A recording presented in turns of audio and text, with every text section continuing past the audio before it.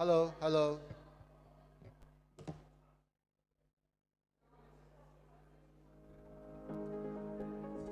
Good morning, ladies and gentlemen. Welcome to the third International Conference of Technology and Design. I'm Sun Lingyun from Zhejiang University. I'm the host for today's opening ceremony and keynotes. 可以的，反正有电话我到时候再调整。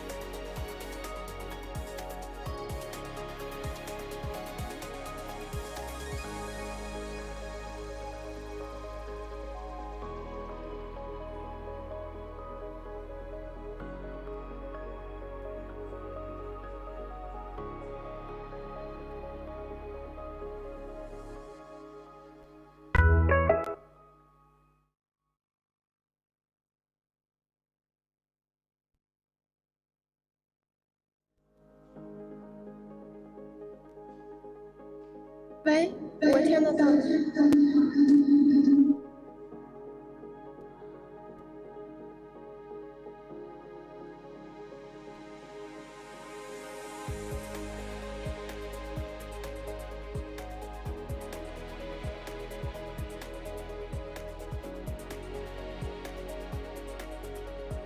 潘老师好，潘老师好，可以听得到吗？喂，是谁在？我能听到你，但是 OK，可以的。那你听到我，我听得到你就可以了，没问题了。反正专家进来，只要他的麦有声音，就不会有问题，好吧？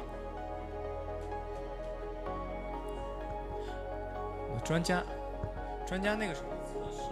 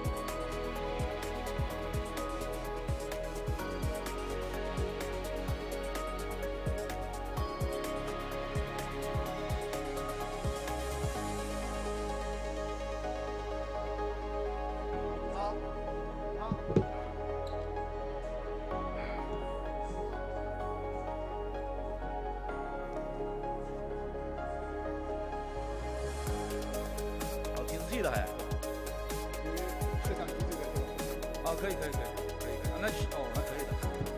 来聊聊。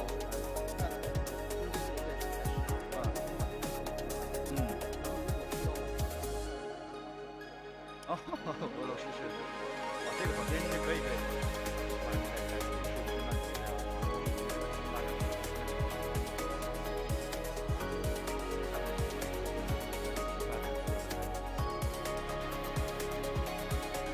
摄像机在哪里？镜头在哪里？那其实就这个角度。行，可以。背一半儿念一半儿。那没问题。那就是如果全回去的话，我是这样的，不用管。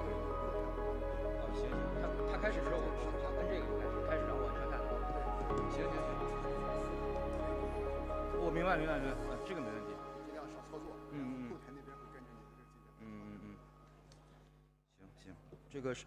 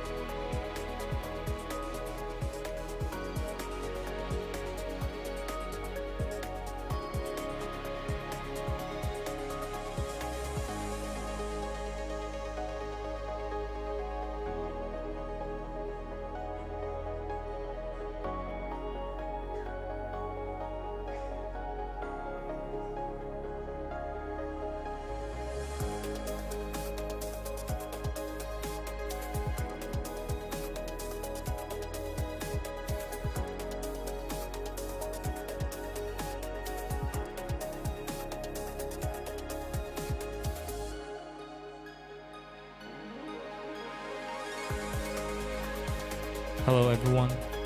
The conference will start in 5 minutes.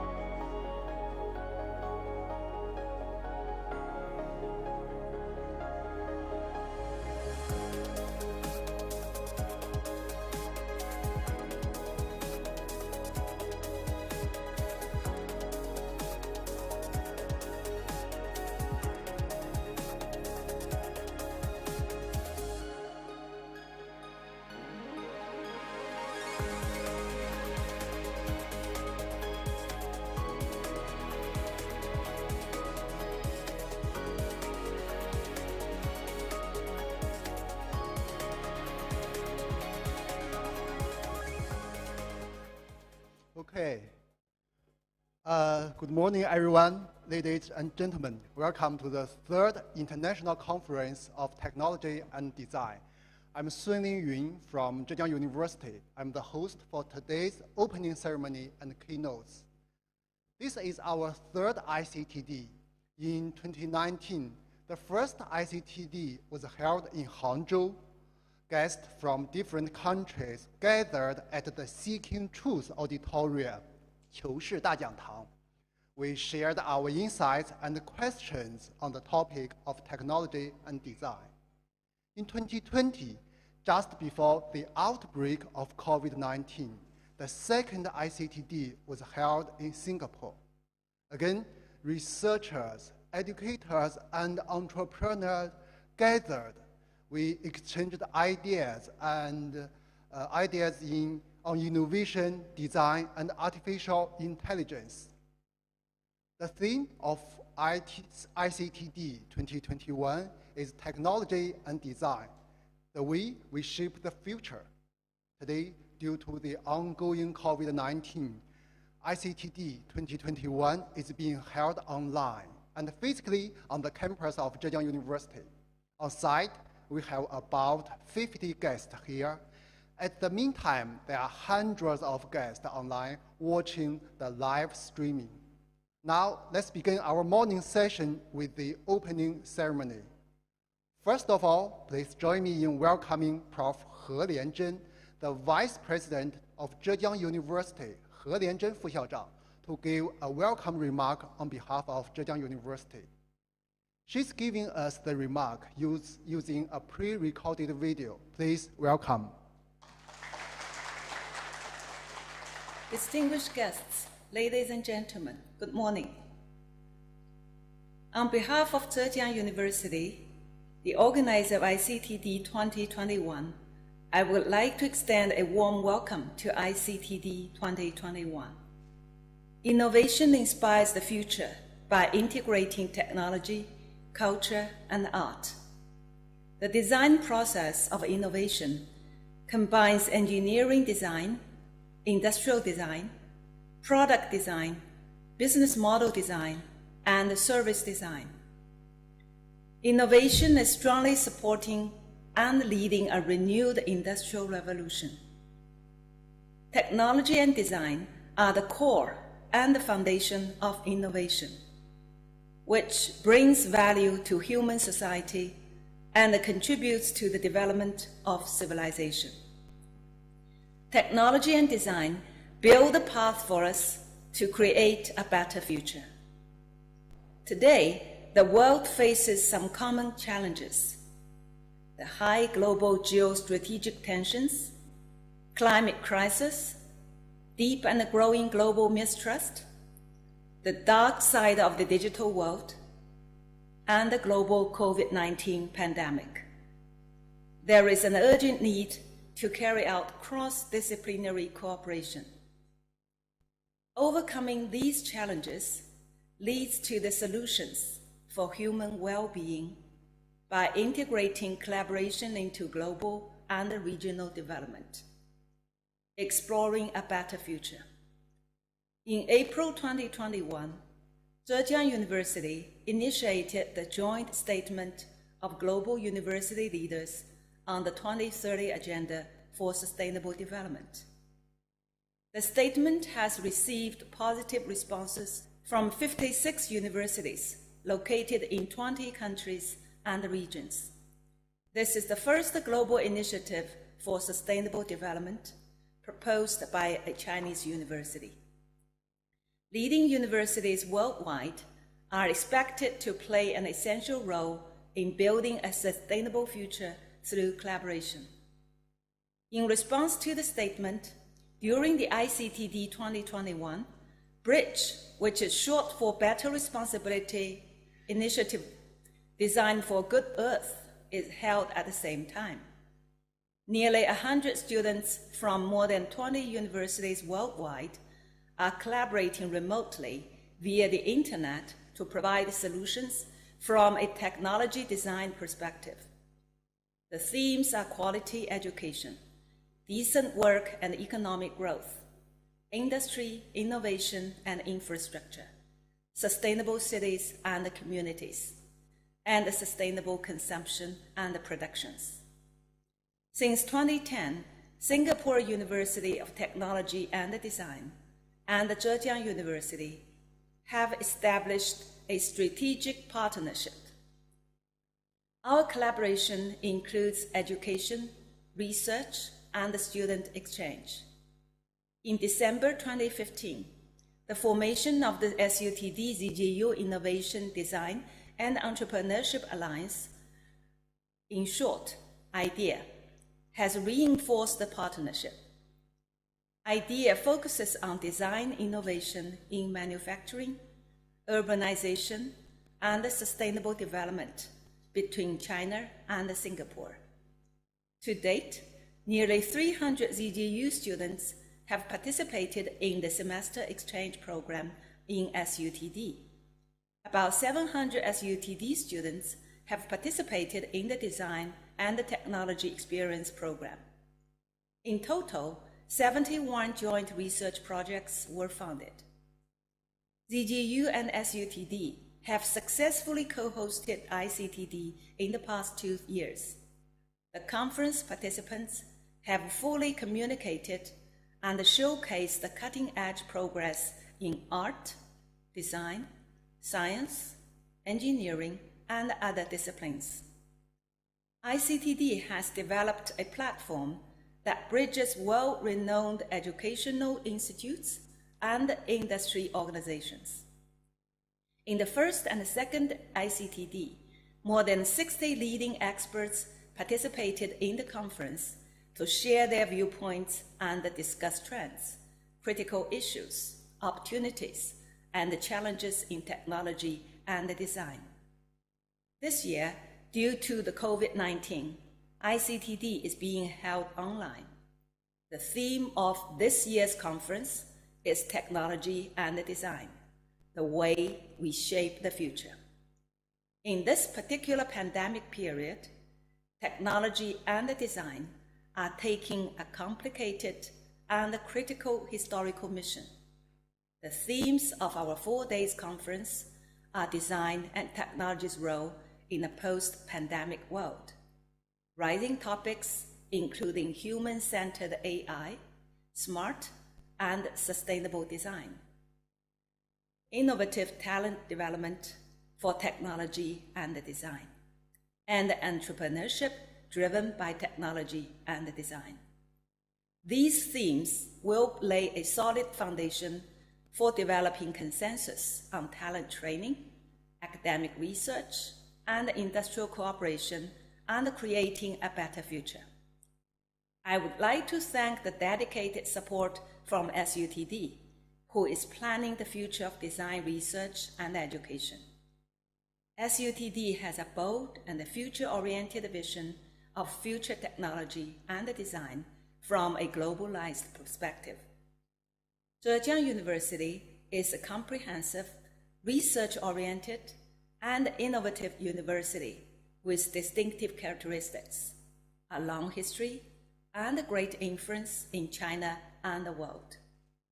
Zhejiang University has always been adhering to the motto of seeking truth, pursuing innovation, to nurture future leaders and talents with a global vision and social responsibility. I believe that as a landmark event, the cooperation between the two universities, ICTD, will contribute to the technology and design by talent training, academic research, and exchange of advanced concepts of social services worldwide. Particularly, I would like to thank the conference organizing committee for their hard work and effort in planning and organizing the event. I wish everyone a wonderful time at ICTD 2021. Okay. Thank you, Prof. He. Now let's welcome Prof. Fang Guoguang 教授, the Provost of SUTD, to give us a welcome remark. Prof. Fang.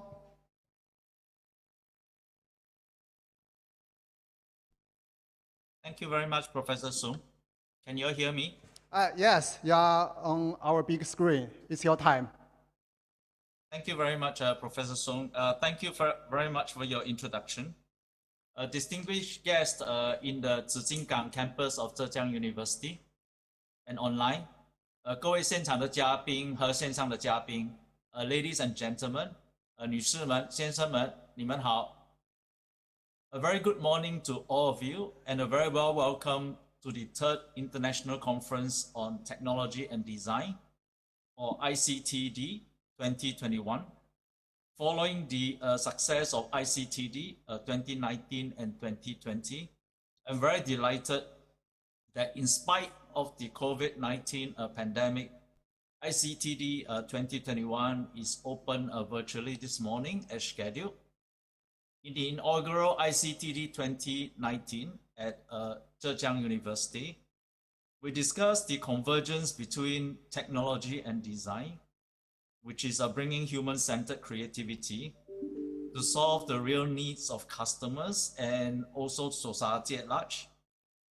This convergence in turn enable businesses and governments to create practical, innovative solutions that have unleashed a new discovery to meet the new demands of the digital economy and also the needs of our citizens and all societies. In ICTD 2020 held at SUTD last year, we look at data-driven AI-powered design that plays a key role as an intelligent and imaginative force to create innovative human-centered solutions to the large-scale real-world problems. Since last year, all of us are aware that the world has been disrupted by the current pandemic, which is still ongoing all over the world. And many of our current assumptions and the way we work and the way we connect have also been challenged. However, COVID-19 has also resulted in an acceleration of structural trends such as digitalization and green growth where new exciting opportunities are now created. So bearing this in mind, it is important for us to rethink how we can shape a better and a more sustainable future for the next generation by leveraging on the development of technology and design. Against this backdrop, it is timely and extremely relevant that ICTD is team, technology and design, the way we shape the future. First, let me share with everyone what SUTD has done this year. So we have some exciting news to share. At SUTD, we regard our students to be our future.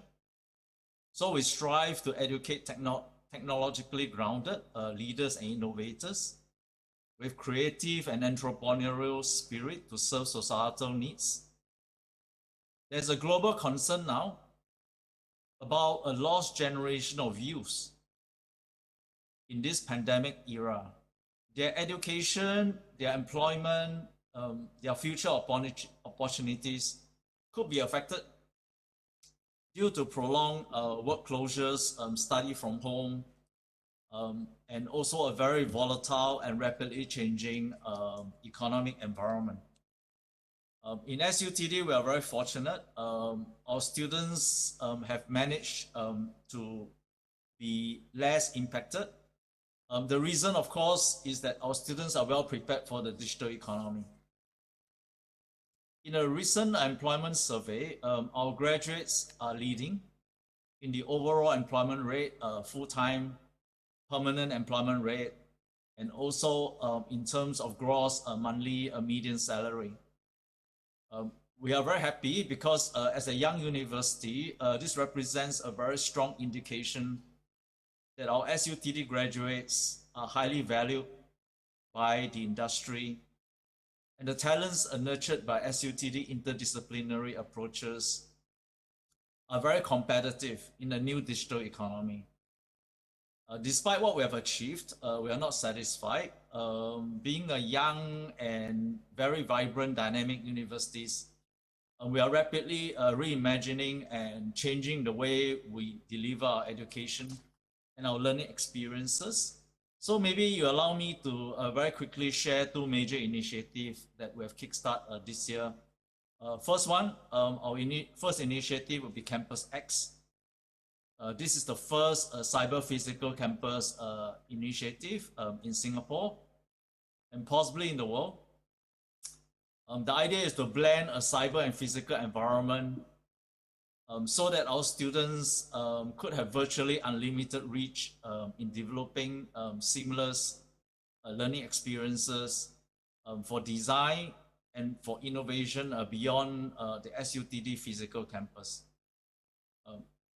Another important point about Campus X is that we want to break down this one-size-fit-all approach, which is very common in all universities, to create a more personalized learning journey and experience where we could tailor the entire learning journey and experience to a student's individual needs through proper, well-informed interventions.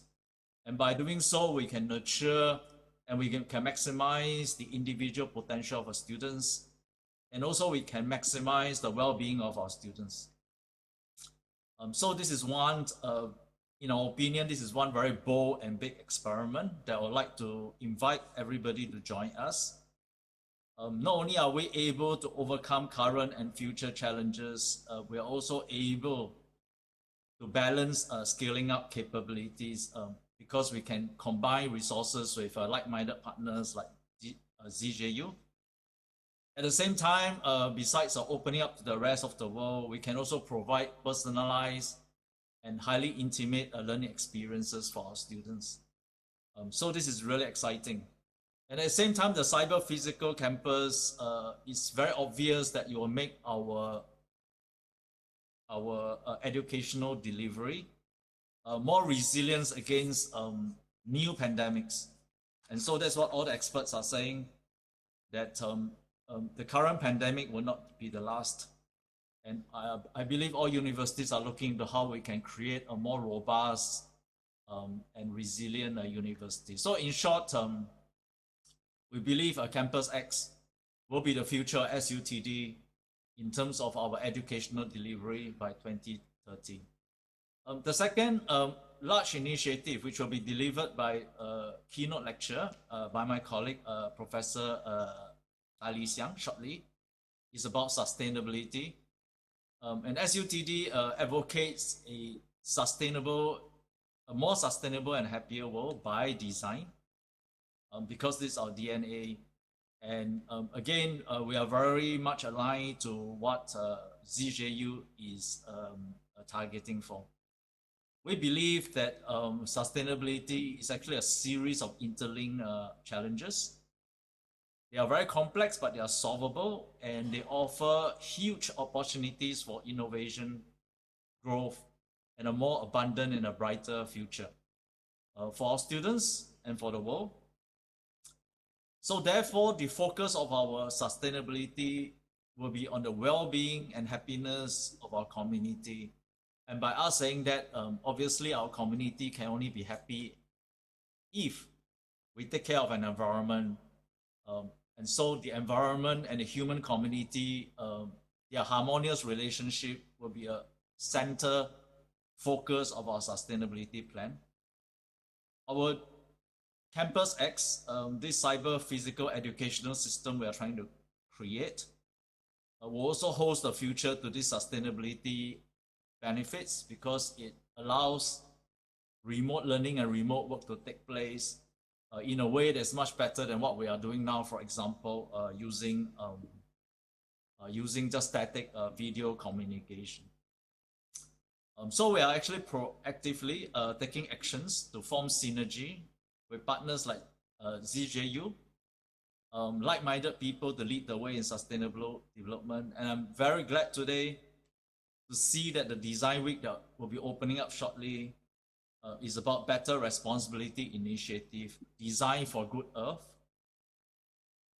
also known as the Bridge Sustainable Design Action, which is being hosted by ZJU, SUTD, Chiba University, Yonsei University, as well as Alibaba Design Committee. Apologies. So that's a really, really exciting development. It's a good start to form a coalition of sustainability development through partners that believe in that a design is one important component towards innovation. The SUTD sustainability plan represents our commitment to circularity. So it articulates our core vision to offer a unique future-forward approach to make sustainable change. I will not speak more about it because my colleague will do so. And we hope that we would have a very good discussion and interaction during this conference. SUTD is shaping the future in partnership with ZJU. We have been very proud. As what Professor He says, ZJU and SUTD has a unique and long strategic partnership since 2020. I believe that this long partnership exists because we share a common vision that multidisciplinary learning and research is the way to transform our education to serve societal needs for the 20th century. Professor He and myself are very excited to take this strategic partnership forward to the next level. And both of us believe that it's a responsibility of all like-minded universities to cooperate so that we can create a better and more sustainable future for the entire world.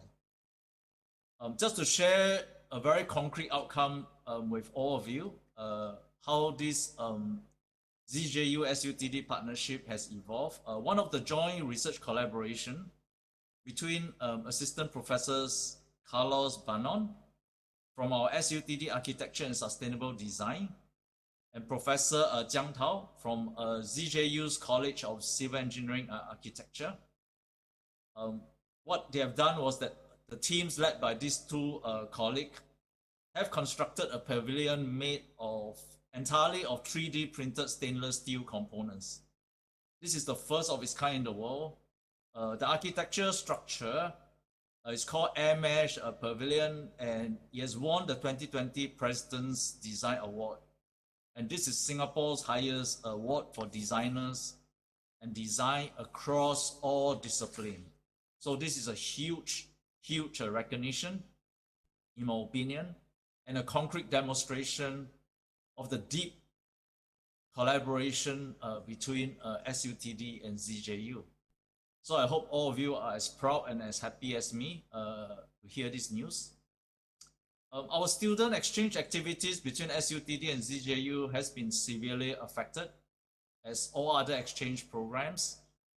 But thanks to the really a tremendous effort by the International Design Institute of ZJU, 10 SUTD students participated in the 36-hour virtual design hackathon.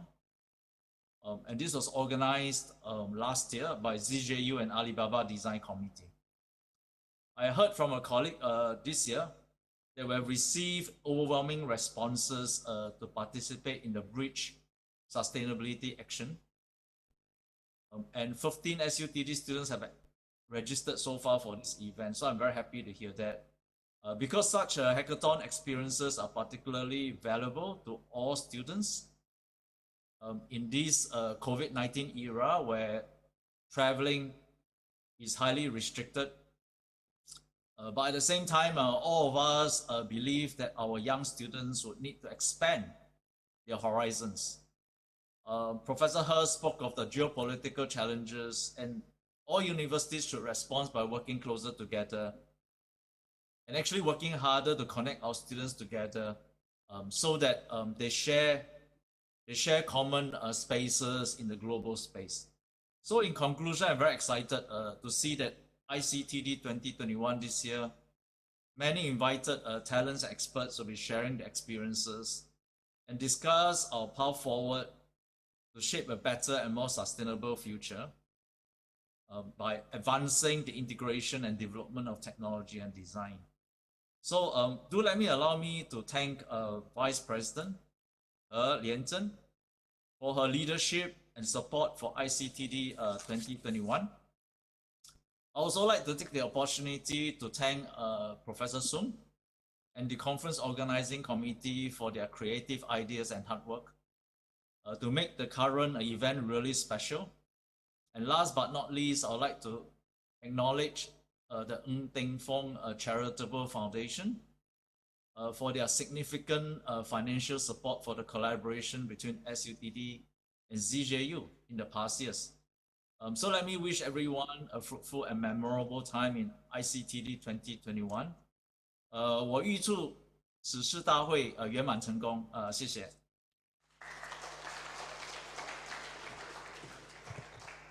Thank you, Prof. Fang. Yes, both the two universities are very supportive of this conference. As Prof. He and Prof. Fang mentioned, in parallel with ICTD 2021, we have another event being held, the Bridge Action, Better Responsibility Initiative, Design for Good Earth. Today, we are also witnessing the inauguration of the Bridge Design Week. Please join me in welcoming Prof. Li Min, the Director of the Office of Global Engagement of Zhejiang University, for her opening remark. Please.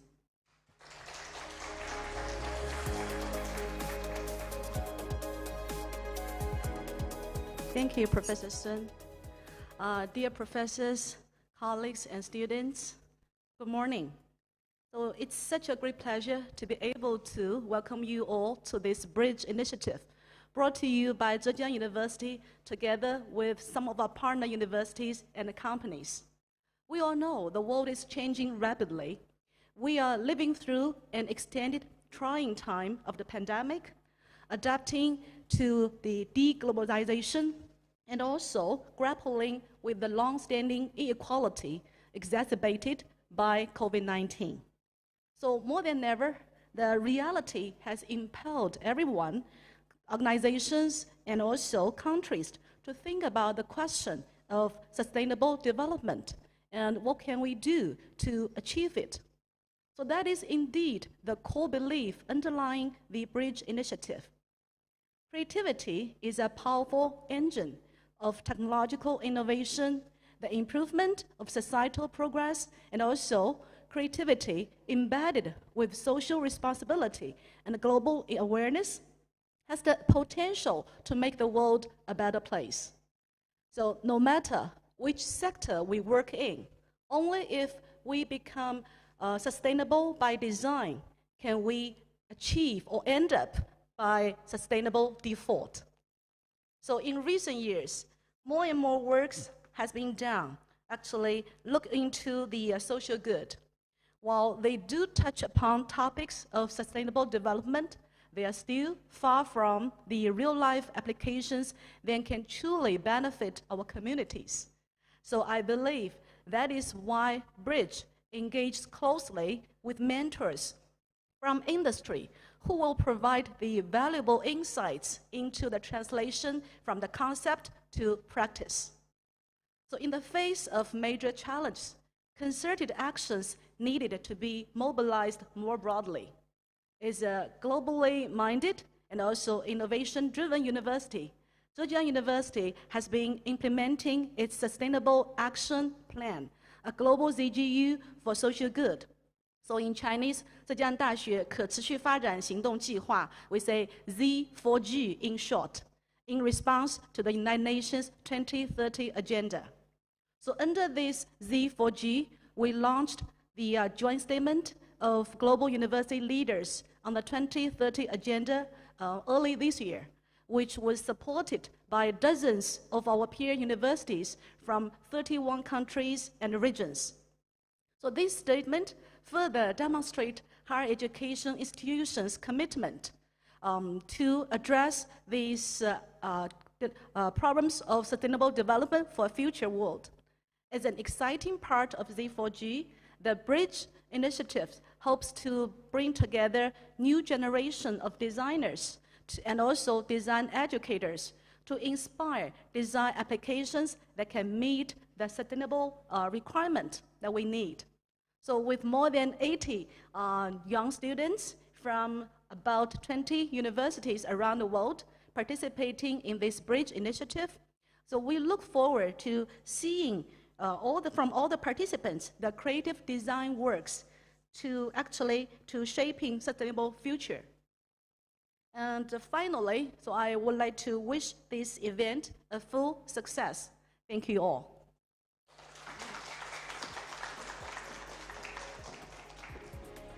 Okay, thank you, Prof. Li. Let's welcome Prof. Sun Shouqian, the Secretary General of Innovation Design Alliance of China and the Director of Industrial Design Institute of Zhejiang University, to give a welcome remark. 请大家掌声欢迎孙守谦教授。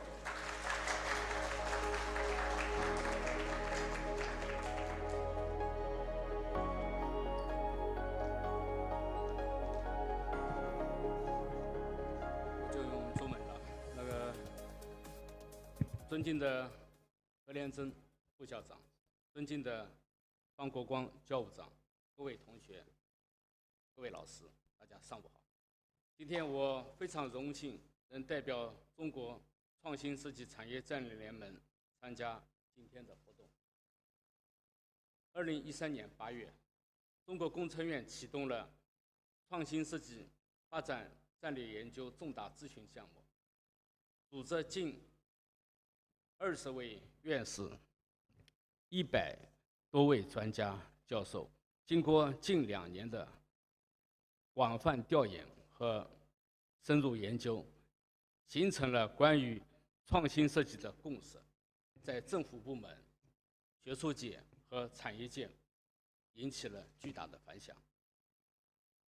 中国创新设计产业战略联盟就是在这样的背景下成立和开展工作的。战略联盟的，我跟国际友人也说一下，它的简称叫 IDAC。8年以来，在 IDAC 和合作伙伴的共同努力下，关于创新设计的认识迅速普及，关于创新设计的政策落地、人才培养和产业行动也迅速发展。例如，在潘英赫院士的带领下，我们团队走访了新加坡、阿塞拜疆、亚美尼亚、菲律宾、越南、斯里兰卡等多个国家和地区，开展了国际交流和咨询研究。创新设计正成为全球的共同话题和行动路径。今天，由浙江大学发起的面向可持续目标的责任力为美好地球设计，也就是不列颠行动，正是在创新设计的大框架下开展的重要活动。在知识网络时代，重要特征是绿色、低碳、网络智能、共创分享。要达成这一目标，需要结成科学技术、文化艺术、服务模式的创新。面向联合国的可持续发展目标，我们更需要技术、艺术、文化、人本和商业等多个维度的思考，针对具体的发展挑战和应用领域提出充满想象力又可落地的解决方案，为全球发展贡献力量。建设美好的地球是我们共同的愿望，也是我们共同的责任。不列颠的一系列的活动以及即将启动的设计周，将为这些美好愿望的实现提供充满想象力的路径，也为我们履行职责提供可行的方案。接下来的一周是充满挑战又充满希望的一周，期待一周后看到同学们为可持续目标的实现提出精彩的解决方案。感谢各位咨询专家的大力支持，感谢活动组织方的辛勤奉献，感谢来自全球合作院校的同学们，我们共同为可持续目标的实现贡献设计的力量。预祝本次活动圆满成功，顺手牵。谢谢。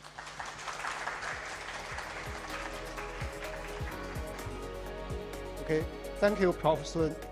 Now let's welcome Dr. Xu Tu, a senior UX design expert from Alibaba Design Committee, to his opening remark. So please.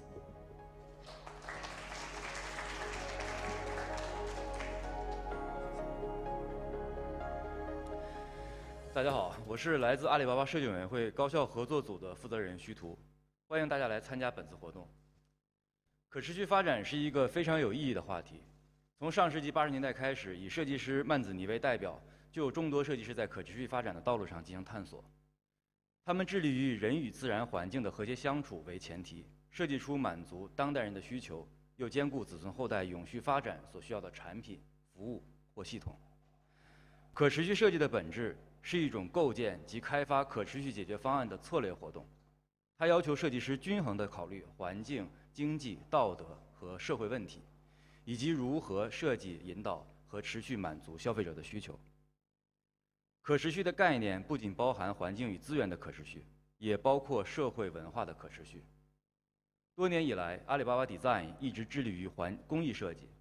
我们用设计的力量助力乡村发展，从公共品牌塑造、文创文旅到农产品设计，持续探索适合中国县城的创生设计。同时，我们也致力于自然环境的改造，创造了5.5亿人参与的蚂蚁森林。时至今日，已经种下了2亿棵树，有效改善了沙漠环境对生存环境的侵害。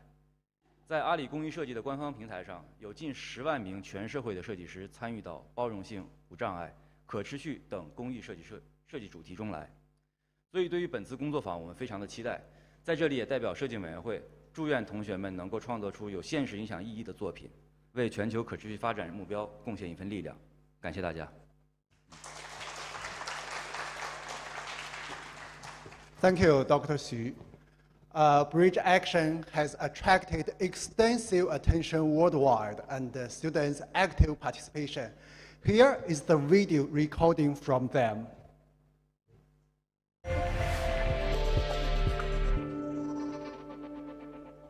こんにちは、青木史郎です。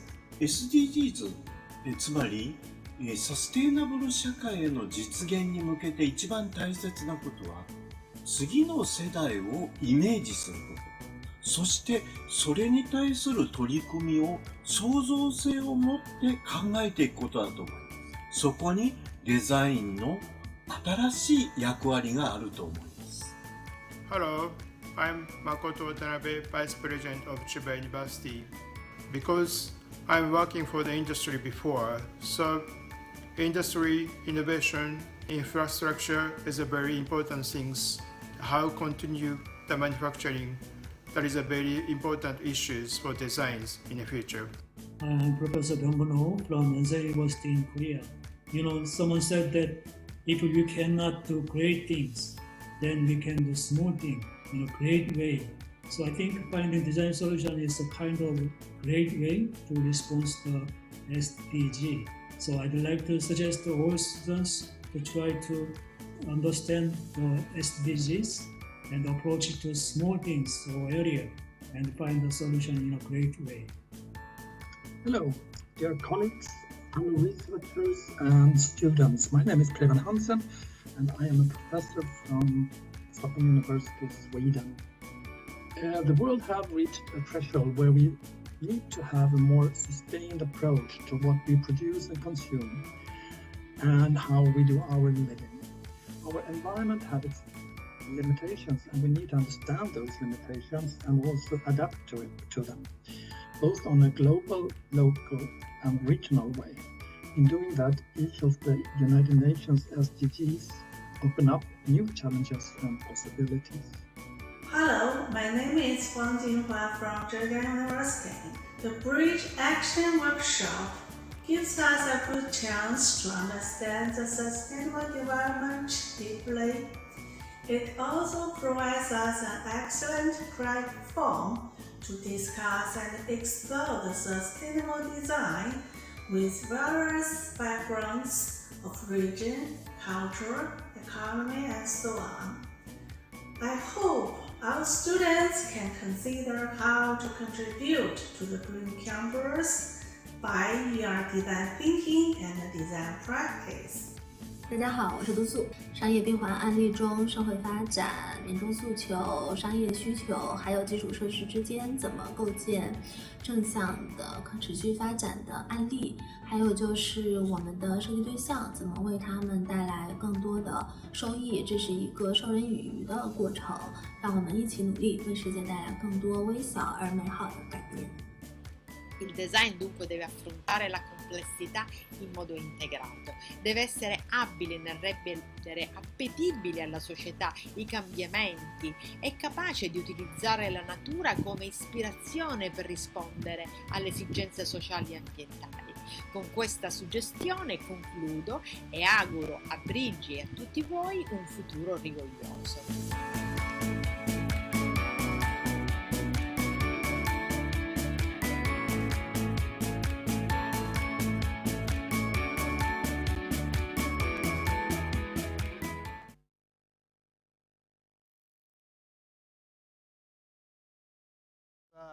Deputy Secretary General of Zhejiang University Education Foundation, Mr. Weng Liang 老师, the Deputy Dean of College of Computer Science and Technology, Mr. 单觉慧单书记, Prof. Li Min, Prof. Sun Shouqian, Dr. Xu Tu, Prof. Huang Jinhua together to inaugurate the Design Week. So please put your hand on the lights. Okay, let's count down together. 3, 2, 1, action! Whoa!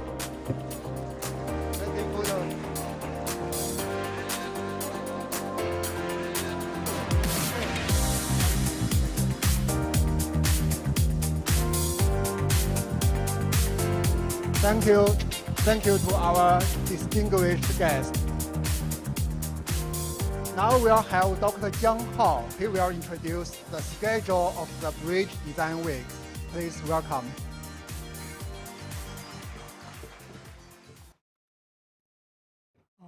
everyone. I'm Jiang Hao from the International Design Institute of Zhejiang University.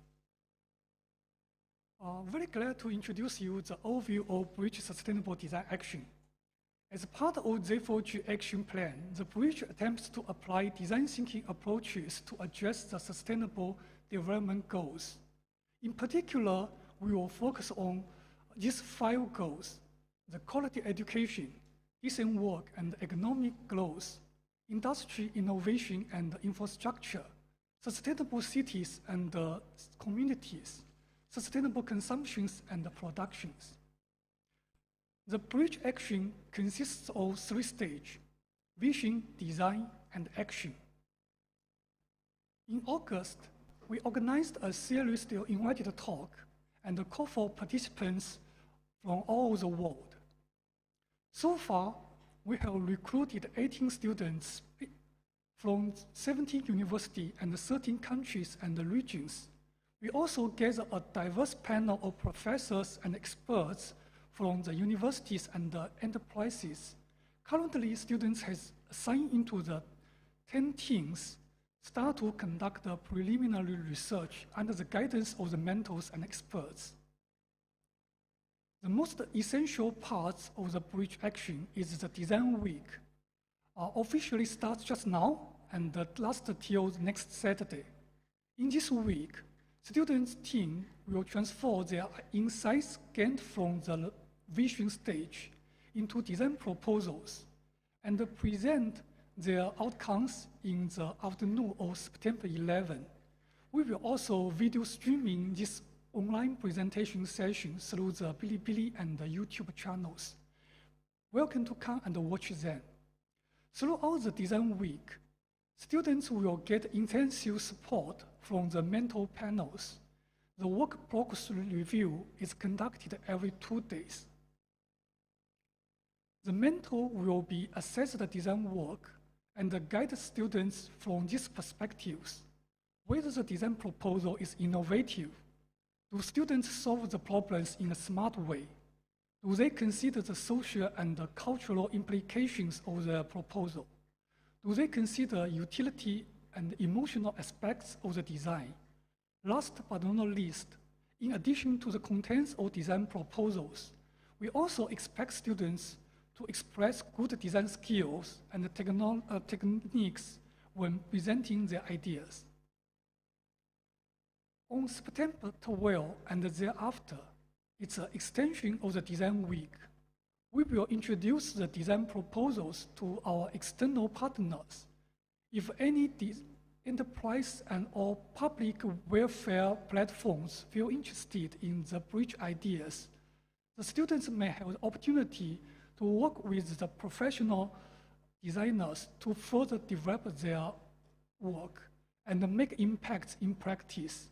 The Alibaba Design and the Alibaba Long Design platforms has agreed to participate and support, and more companies will join the list soon. With the efforts of our student participants, experts, and mentors, as well as our external partners, let's work together to construct a bridge to a sustainable future through the lens of design. Thanks.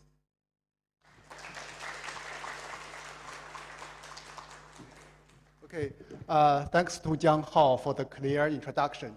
We will have a short break, and our next keynote session will start at 10:30. Now let's have a break.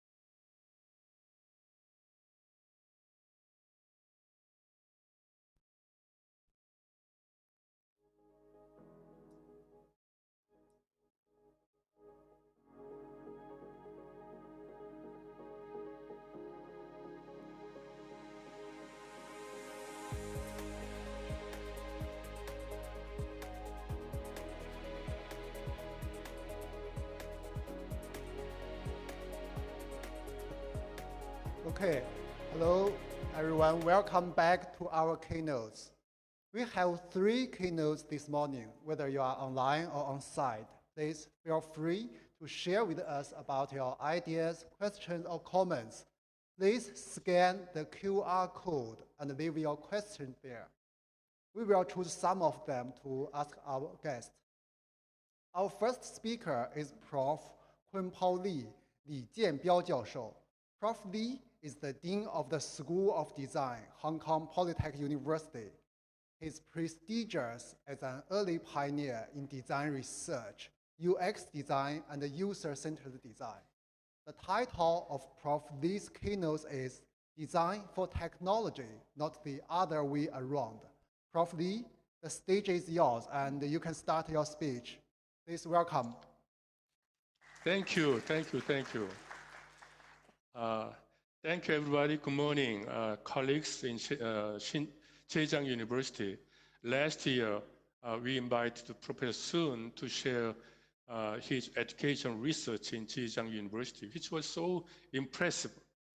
So this is very good opportunity return what I received from him. Okay, I will share my screen.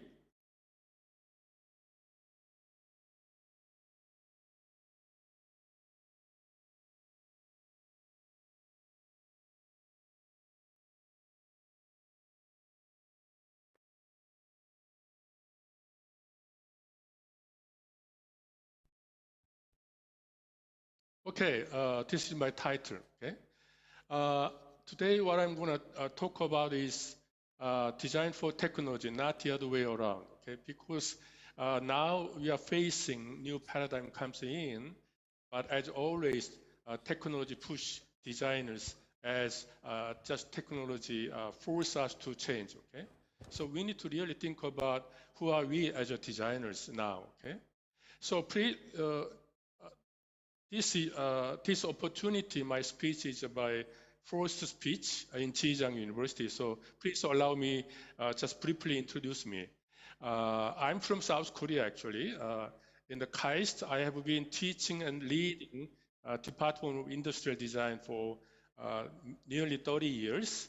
KAIST is very similar to Zhejiang University because the KAIST is one of the best technological university in Korea, where the design is teaching. Okay, so Zhejiang and I think the KAIST has many common things. And also, I had some industrial experience. I used to be executive vice president of the LG Electronics, leading entire design team with about 800 designers.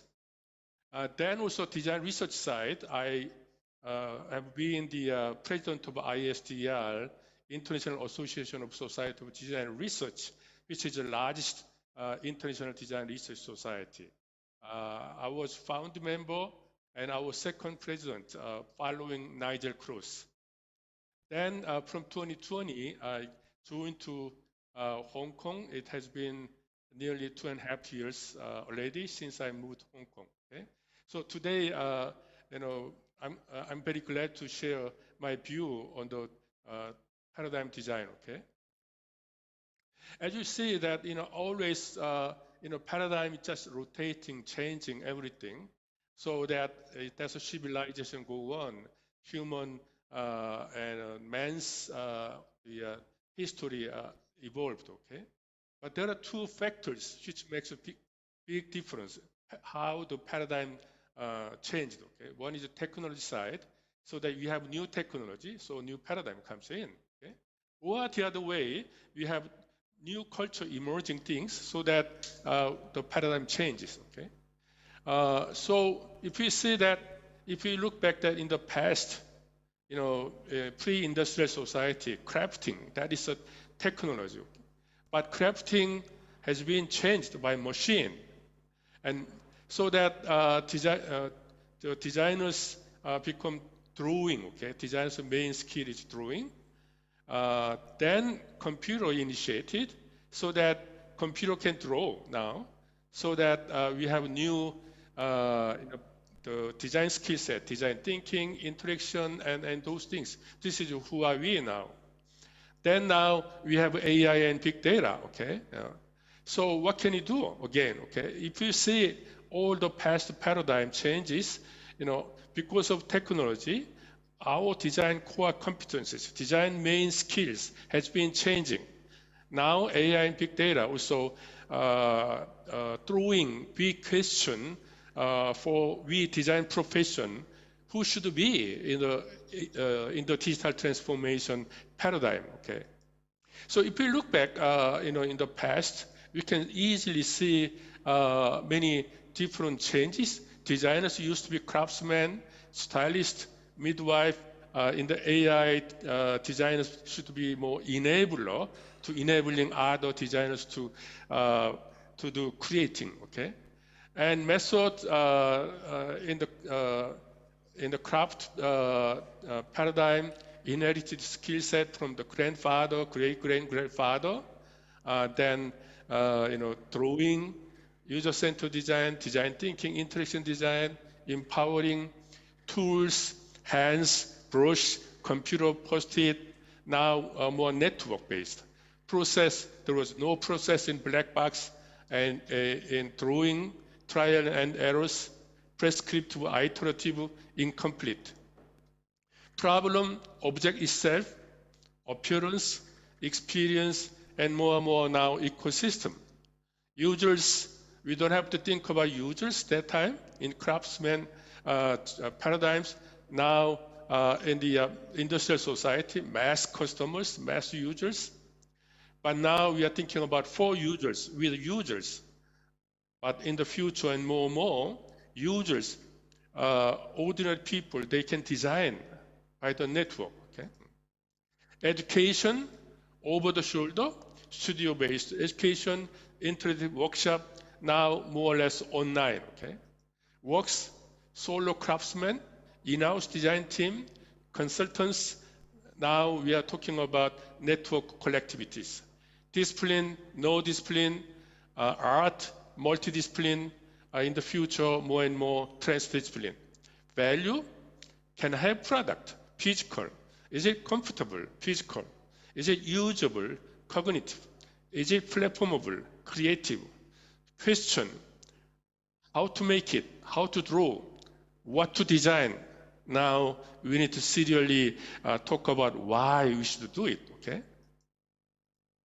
So, but still, if you see the industry market, okay, it's pretty much tech-driven, okay? We have a foldable display, technology first. Then what to do? Then designers are invited there to design all of those things. They never think about, they never ask a question like, why foldable, okay? What does it mean by foldability for human being, okay? So still, technology is a major factor to change the future, okay? I don't think this is the desirable things. So, because I'm old enough to experience past design paradigm. In the 80s, computer become matters. So that designers was really similar situation like what we are now, okay? Designers at that time, wow, computer can draw. What can it do? What can it do, okay? So let me share that experience. This is Patrick Whitney. Many of you know that he has been leading Institute of Design, IIT, for many years. I went to IIT in 1982 to study design.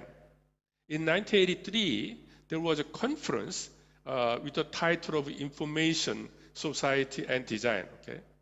In that time, Patrick Whitney has an opening speech. In his opening speech, he said, Industrial Revolution is ended in the 1950s. But now we are only realizing that the information environment upon us.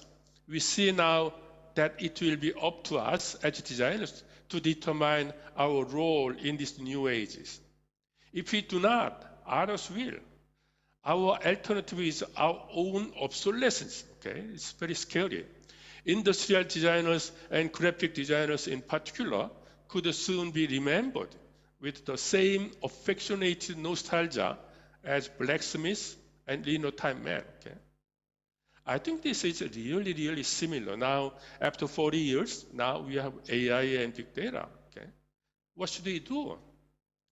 We designers, we should define our new role is ever-changing new paradigm. So how they do in the 80s? First of all, in computer comes in. So designers who just bring the computer capability to apply for all the design method for drawing. Okay, for example, Photoshop, that also AutoCAD. Okay, those things. Okay, so designers, computer brought in for designers, so that computer for design. Okay, so that is computer for design. That means that technology for design. Okay, so that is what happened. Okay, that is usually what is called computer-aided design. Okay, but what about the design for computer? Okay, design for technology, design the other way around. Okay, so so you know that Bill Moggridge, right? Unfortunately, he passed away. He's the one, because computer brought us new design problem. We need to create our new method. He's the guy who create first design method for computer. In the first time, they named the soft face, but the soft face looks like similar to door, so they changed with interaction design. Okay, here comes interaction design. Okay, this is a true sense of the design for computer, not the other way around. I think we need to have similar things we should think about. Okay, so ever since then we have mouse design and also graphical user interface design, usability engineering, you name it, task analysis, and so on and so on. Okay, so I think we need to think about this one. Okay, now AI. Okay, I think many of you may subscribe Netflix because of the coronavirus. I have nothing to do in the home. Okay, so you must subscribe Netflix, right? But Netflix is that there are 33 million different versions of Netflix. Okay, which means that the screen Netflix, while you are interacting, navigating, that's the only customized screen only for you. How they do? Depending on big data about your the interface, interactive behavioral data, AI immediately create your screen design. So AI and big data, they create your own screen design in this loop where the human being is. Okay, human being, human designer. What is our role? Okay.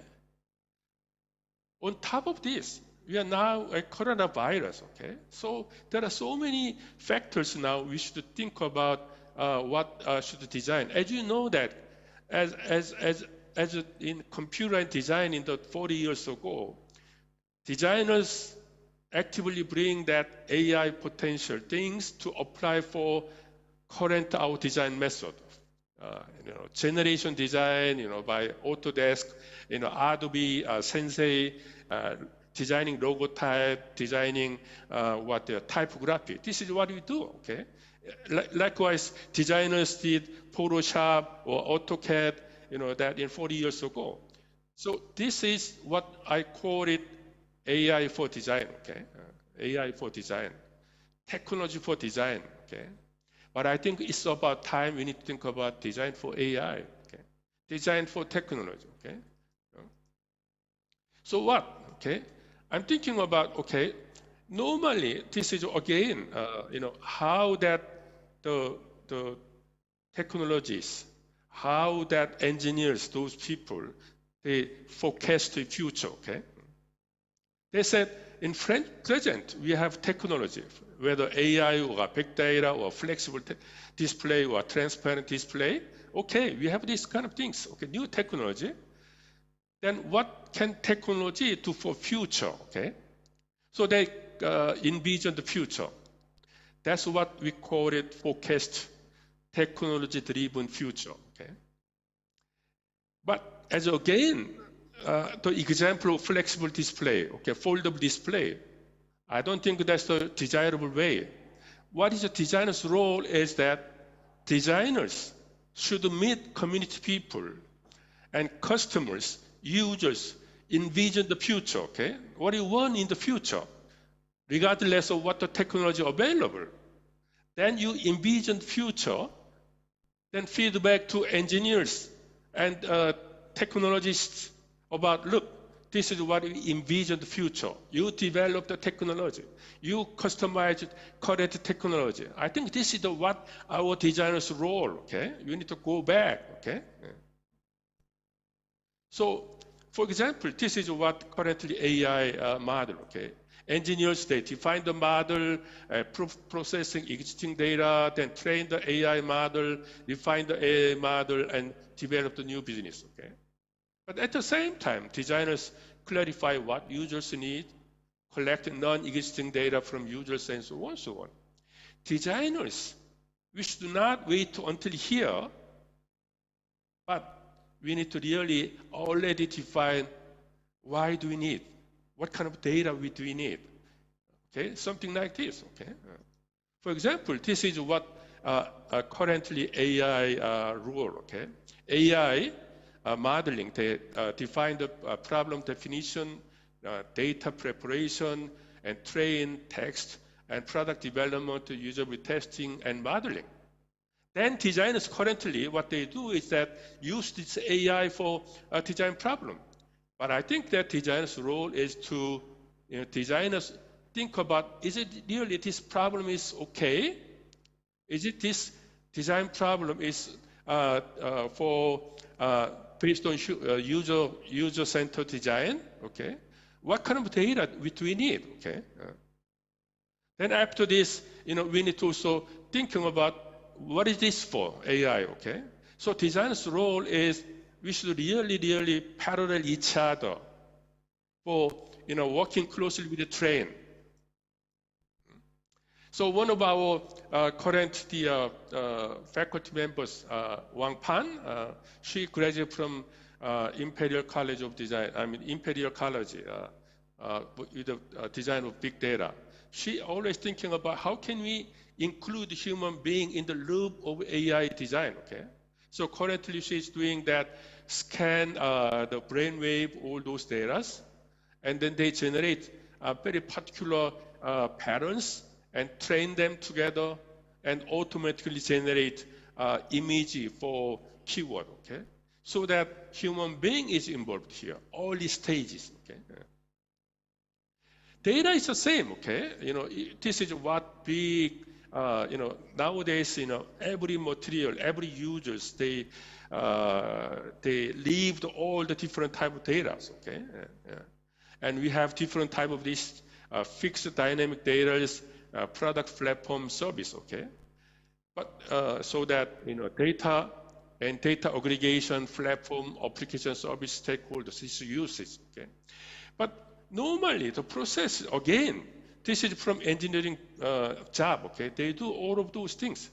Designers invited here what to do, then, generate so-called data-driven design. I think we should do from top down, okay? What kind of data do we need, okay? So let's take a more concrete example. One of my former professor, former student, Tak-yeon Lee, he talked about entire pipeline, okay? Currently, logo data, for example, you are, you're bicycling every weekend or something. You have many logo data about where they do, what is your breath, pulse, and so on. And then they create all the data. And then the designer invited here to create what kind of service do we need, okay? But this way, okay? But what if we do not have this kind of data, okay? What kind of data we should collect? This is the really sweet spot designers need to involve, okay? What if we need more different type of designers? Data, okay? We should ask, create, by the way, we need to have more this kind of data to understand that facial expression, for example, okay? So this is what what kind of data do we need? This is what the designer's role. We should not wait until here, okay? So for doing this School of Design, we had the Royal College of Art. We had a MOU to AI Plus Design Lab. We are working together. It has been 1 year already. Okay. So this is my talk. So as my main keyword is that we designers need to actively, proactively work with technology, and we need to define what should we do. Let me finish my presentation to give you some advertising our conference. As I told you, I used to be ISTL president. This year, we have ISTL conference in Hong Kong from December 5th to 9th. We have about 550 papers submitted and accepted. Okay, we have many exciting programs. All the excellent keynote speakers, including Don Norman, Rachel Cooper, Annie Bonington, and Miles Pennington, and Bruce Hannington, and those things. Okay, please come to Hong Kong or register our that conference, and I'm looking forward to seeing you online in ISTL conference. See you in Hong Kong. Thank you. Thank you, Prof. Lee. We have many questions from our audience. I think I can choose several of them. The first question is related to the title. How about science and art? Because someone asked, the Media Lab has a creativity model, I think, the creativity compass. So what's your opinion? Science, art, design, technology? I think it's similar, okay?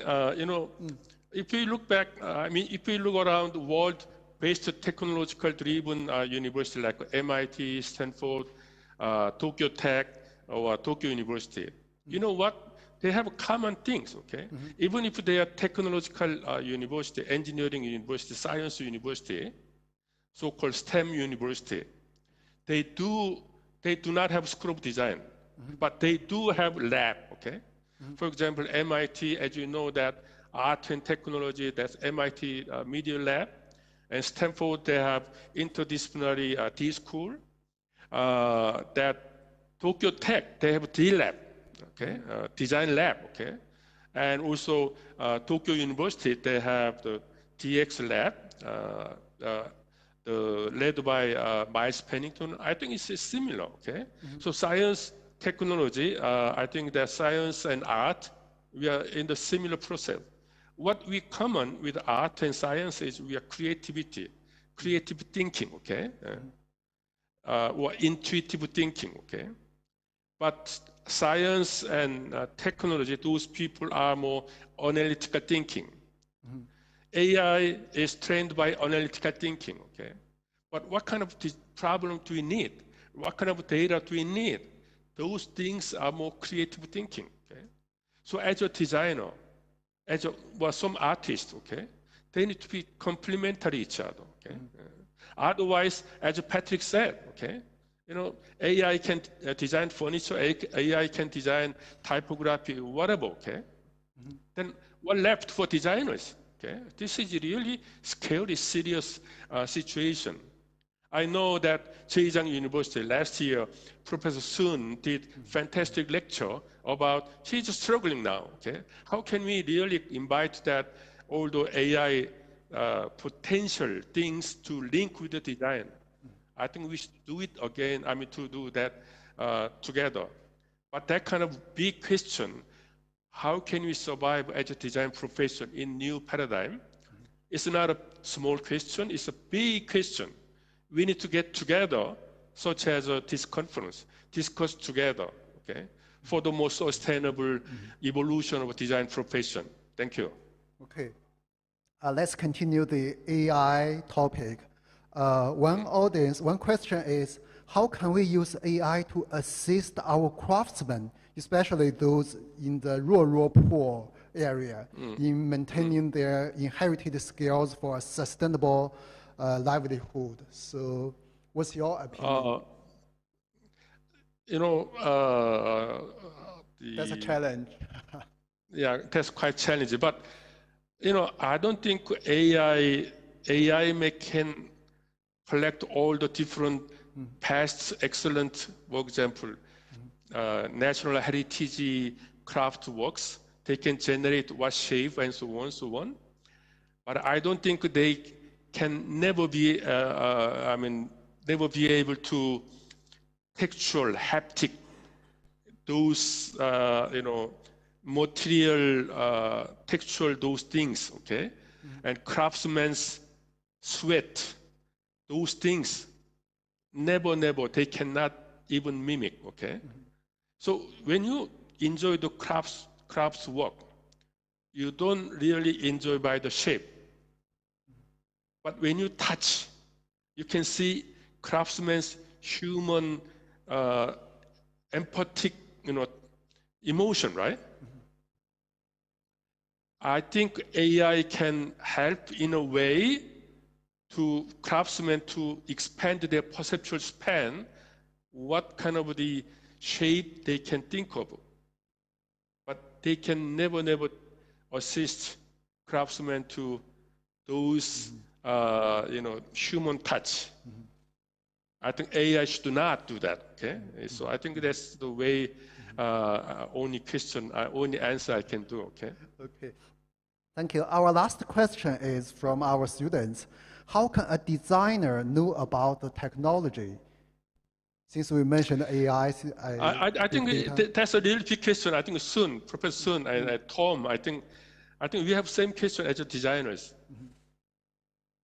We designers always need to work with other related to the discipline, like technology and the business and those things. Okay.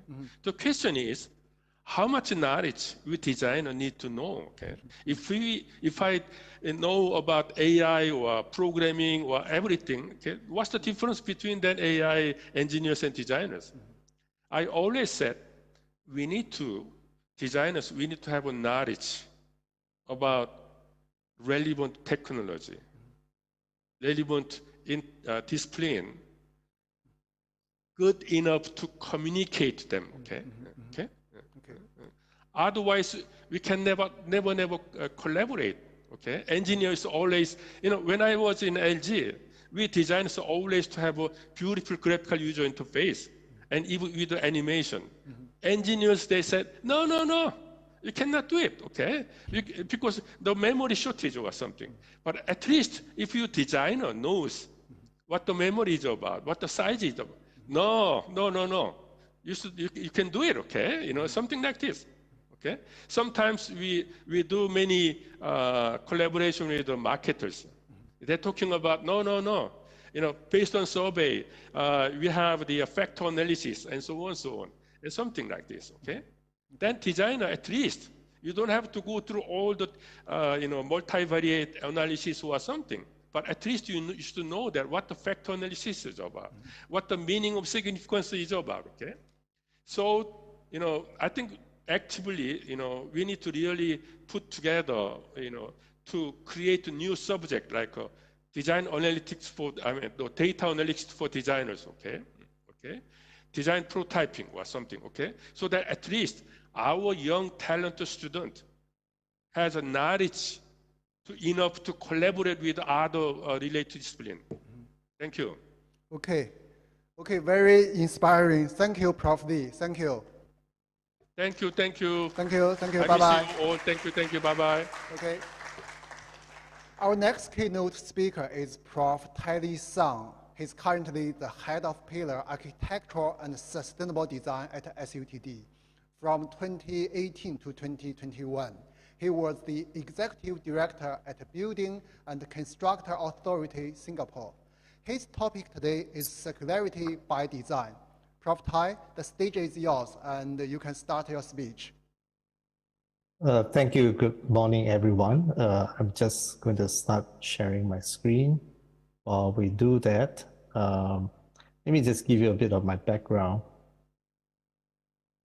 I'm a practicing architect for about 30 years now, and the last 5 years have been the most meaningful time that I have with a wider spread of contact with different aspects of the industry. For 2 years, I was chairing the World Green Building Council, a global NGO of 70 over country members. In fact, I come to China a lot for that reason. And after that, I spent 3 years with the government, heading the industry transformation map for the built environment sector. So that 5 years helped me see a lot of issues on sustainability. And one of the key issues is that we are still not moving fast enough from a linear economy towards a circular economy. And I 100% believe that circularity can be solved by design.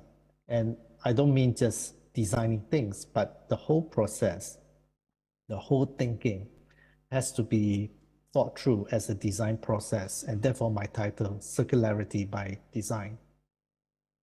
Let me just share with you the vision that I have begun to have conversation with my colleagues in the SUTD. And if we want to start on this journey of circularity, what sort of vision should we have? And I put forward the idea of a net zero world by design. So back in 2017, when in the midst of my chairing of the World Green Building Council, we were confronted with a crisis because if you recall, there was a COP conference and we had to seriously put forward a realistic target together with the rest of the built environment industry player. So what is that target if we hope to bring global warming down by 1.5, or at that time we talk about 2 degrees Celsius, and we talk about cutting carbon emissions. And a simple back of the envelope calculation will tell you there's nothing short of a net zero target will ever get us there. But you must remember this was back in 2016. And at that time, those of you who are in the business knows that nobody talks about net zero. And you talk about net zero, they say you must be crazy. And at best, people were just starting to say, okay, we need to be sustainable. But at that time, we did a calculation. We know that if we don't set a net zero target, we will definitely cross the 2 degrees Celsius global warming. So therefore, we put forward a bold vision for advancing net zero campaign. And I'm pleased to know that in less than 2 years, we start to see a mountain of change. And today, we should not hold back. And everyone, in my view, has to embrace the vision of a net zero world. And the net zero world is not a technological vision. It is a holistic vision where lives must be transformed by design, and economy must be driven by circularity, and ultimately, we must bring carbon emission down to zero. Can we do it in 50 years as we hope to? I don't know the answer. Can we reach the target by 2050? The way things are progressing doesn't seem so. But my wish is the next 100 years we must do so before we see a very damaged world. And if we have to reach the outer space in order to come back to address Earth problems, let's do it. I think this is going to be a very exciting future for all of us here. So the context faced by all of us, whether it's designers, architects, engineers, all kinds of designers are common, right? You're all familiar with these 4 things, and I probably don't need to say more except to pick out some of the interesting things that happened recently. Singapore, we pride ourselves to be very strong in infrastructure planning, and we had thought that our drainage system was well designed to cope with a 100-year flash flood. And I'm very serious about it that we are so confident that we do not think that major areas that used to flood in the 1980s will ever flood again. Just last month, it flooded again after 20 years of intervention. So less than 100 years, we are seeing massive issue with rising water. Now, is it due to rising seawater? It's still up for grabs, but I think if you look at the whole ecosystem as a connected world, it's probably connected. Pandemic, I think that's again a major issue. Social unrest, polarization of wealth. It is a complex system that actually all connected together, and we can't cut off one from another. So what are the solutions we have at hand to deal with such complex issue? Those of us in design field will agree with me that we see interesting development in the design evolution, I call it. Again, not strange to you, we have the Renaissance in 1300s, and I call that period design art. Design start to surface and things are bespoke. You have design that are really made by famous artists, craftsmen that are bespoke. That's one-off. You don't have a second Mona Lisa painting. You just have one. Beautifully done. Then the Industrial Revolution, as my previous speaker have talked about it. Again, nothing strange for you. It's a powerful movement that saw the power of engine, the power of industry come in to make things affordable to masses. But we have a challenge at hand where things are just made randomly and sometimes blindly for the sake of consumption, for the sake of masses. But do we really need them? I think that's a question we should ask. So I totally agree that we, as designers, we must ask the question, why are we even designing something to add to the waste of this earth? Now comes the digital age. A lot of us in the current time embrace the digitalization revolution, and we say it is the best thing in life. But as you can see that the trend seems to move very much into the IT world rather than the real world until COVID-19. We didn't quite understand where IT revolution is going to take us to, because it seems that you just have better handphones, better computers, better devices. But the real application came in mightily during the COVID-19 scenario.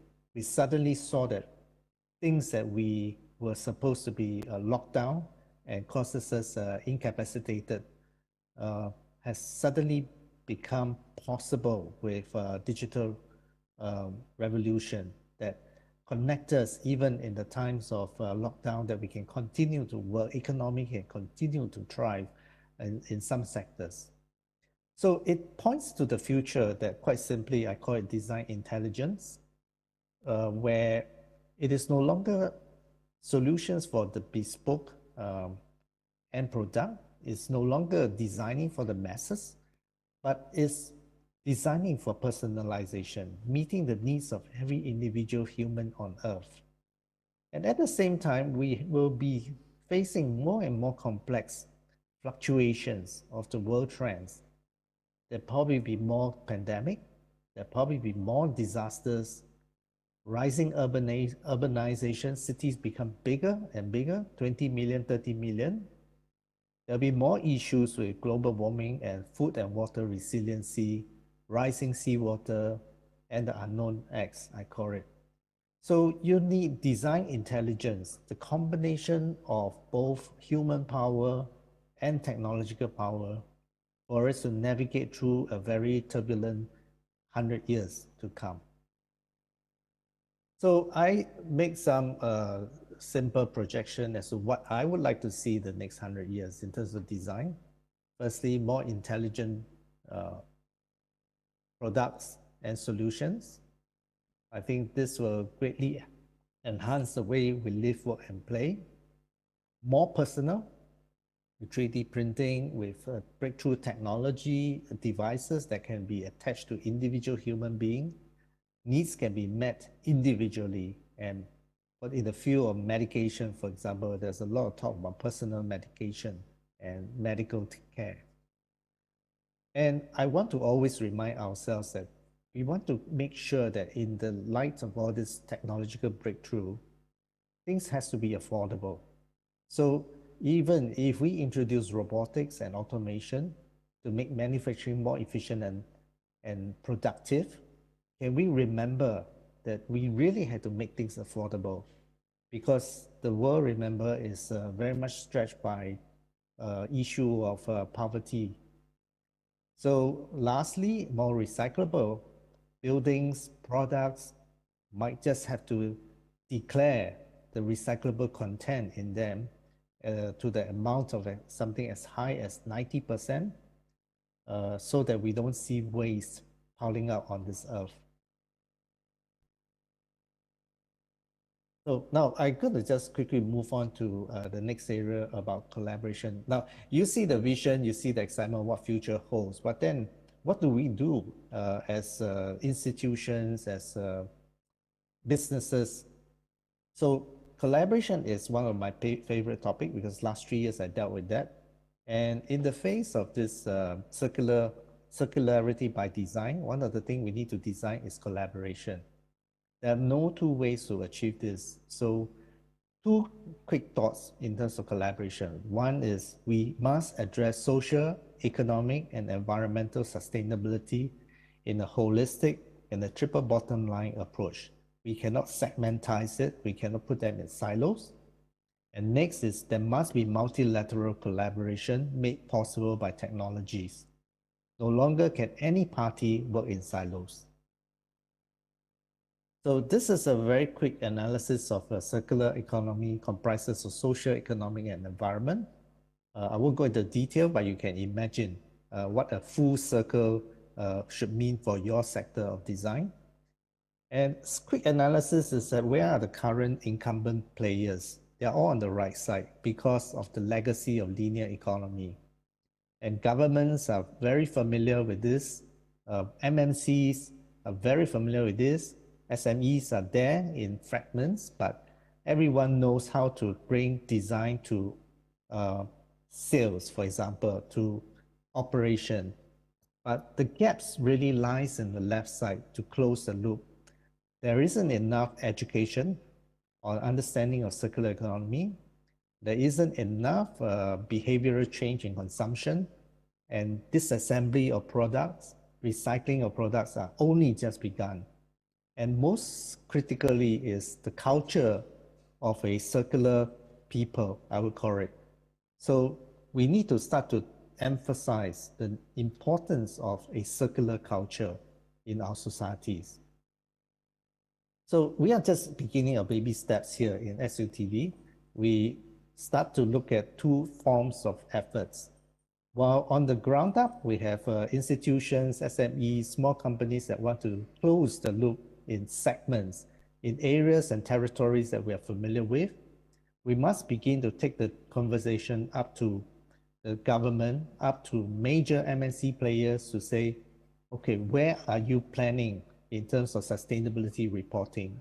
Are you able to take a strategic change of your business model to close the loop of circular economy? And that's where we bring top-down and ground-up efforts simultaneously to close the loop in a joint effort, co-creation. And I continue to maintain that this process has to be designed.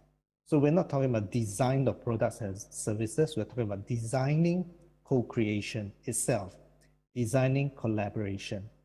And this is going to be very important, a strategic move for us to reach a circularity by design. So with that, I come to the end of my talk and presentation, and I look forward to answering any questions. Thank you.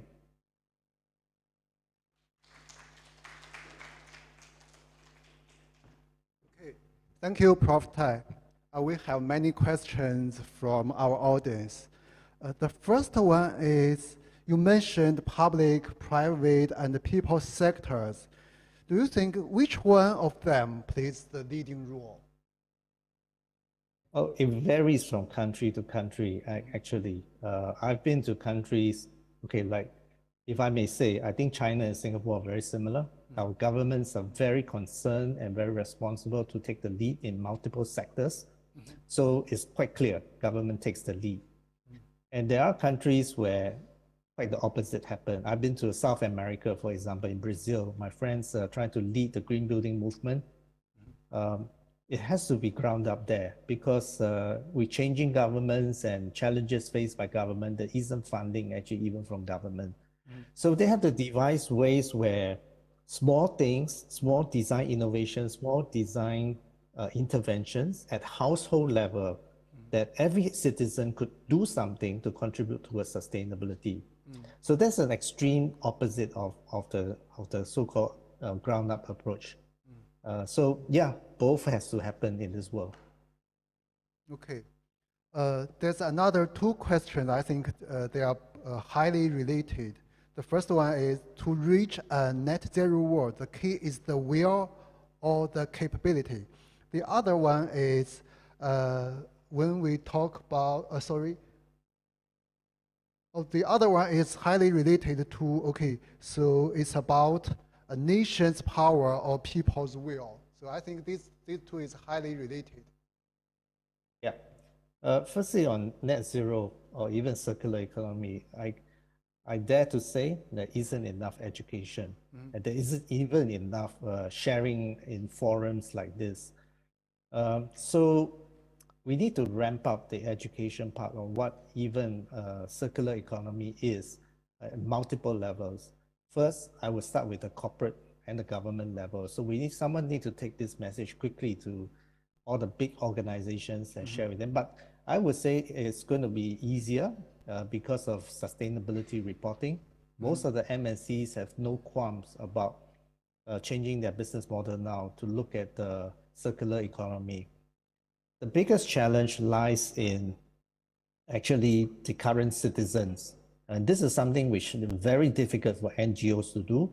And that's where I hope governments all over the world could start to pledge to take this education down to the citizen level through campaigns, simple campaigns. The third one I think is not too difficult, is actually the schools and institutions. I think the Ministry of Education could easily incorporate something into the curriculum and make sure that our next generation, those people who are still in their schooling age, up to 21 years old or 24, must have an understanding of circular and net zero. Your next question is the will or the power of people. This is something very powerful, but in order to communicate circularity to people and move them, you need a very good strategies in terms of campaigns and communications. Because when you speak to millions of citizens, you cannot have very complex scientific reasoning as to why we should go circularity and net zero. Somebody has to devise a very simple message so that they understand the why. I think, again, I reference to the last speaker, understanding why is not just for designer. In fact, understanding why is so important for the end user, for the consumer. Because if they understand why net zero, if they understand why circular economy, it makes the designer's life, the technology's life so much better. We won't have a problem in designing. And I just want to give you a quick example. I believe this has already happened. In the green building circle, which China, you're very familiar, Singapore, we're very familiar. We don't think in the past that we could actually have 100% green buildings. But today, it's starting to be possible because you start to see ordinary citizens begin to ask the question, is the apartment that I live in a green apartment? Is this building designed according to green standards before I even buy the apartment? Now, 10 years ago, I would say this is virtually impossible, but today it's happening. So I want to submit to the audience that don't think of it as an impossibility. The people's will and determination can be shaped. And just in the green building sector, it's already begun. Okay. Thank you. Okay. Our last question, I think, is from our students. It's the topic related to social design. So in your opinion, what's the future trend of social design? I think as a career, the social designer. I'm not familiar with the field of social design, but I must imagine that in all my interactions with NGOs, this is going to be a greatly needed field of discipline or study, if there isn't one already. Because for so long we emphasize on STEM, science, technology, and engineering, we are missing out the very crucial part of the last mile connection with people. And this is almost like the oil in the engine. You have created, we're good at making engines, but we need the lubricant and the oil now so that people can use the engine in the right way. So if there isn't one such thing called a social design discipline, I think it's about time to begin. For so long, we're dependent on volunteers, we're dependent on people from other fields converting themselves to play this role. But let's professionalize it. Okay, thank you, Prof. Tai. Again, your sharing is very inspiring, and I think our team is looking forward to visiting ICTD soon. Thank you again. Thank you. Thank you. Bye. See you. Yeah. Bye-bye. Okay, our third speaker is Prof. Thomas Kevin, Guan Daowen 教授. Prof. Kevin is the founding dean of the School of Design at Southern University of Science and Technology. He is a fellow of Computer-Aided Architectural Design Research in Asia of the Royal Institution of Chartered Surveyors and of the Royal Society of the Arts. His speech is The Contribution of Design. Prof. Kevin, the stage is yours, and you can start your speech. Thank you very much for inviting me to speak today and join this conference with such wonderful speakers. Let me now share my slides and take us into the presentation.